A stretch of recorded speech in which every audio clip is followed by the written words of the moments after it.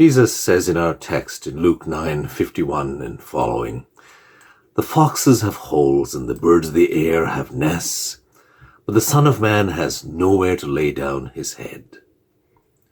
It is difficult to imagine Jesus as a homeless man, rugged, unshaven, weathered, and aging before his time, with all that he owned hanging lightly on his back or in his arms. He depended on the hospitality and generosity of others.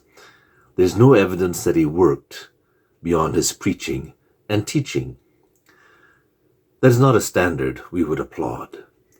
But he comes to us today in distressing disguise, as the poor, needy, and homeless in our midst.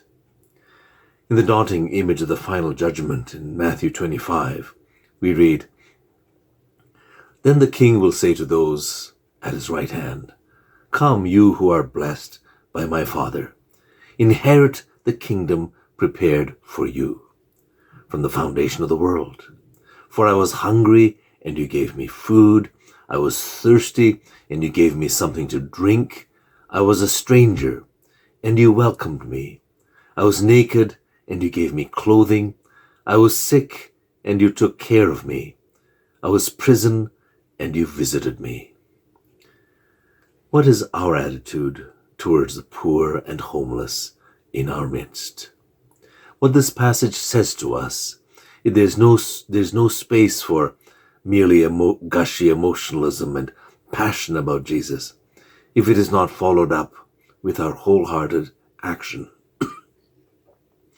There are other major movements in our passage, and none of them are easy for us to comprehend or fully adopt. Jesus and his disciples are passing through a Samaritan village, but the townspeople refuse them hospitality or any kind of welcome. Two disciples, James and John, are furious and are ready to appeal for lightning from heaven to destroy the village, and Jesus rebukes them, and they move on. Who are the people we would readily judge and be ready to cast into the fire? To whom do we need to be more gracious in our day? If you have a judgmental spirit, what is the strong medicine that you need?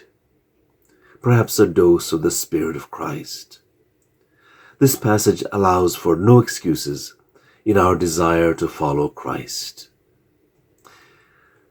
I may not have time to deal with all these evocative questions on Sunday, but they are worthy of your reflection and prayer.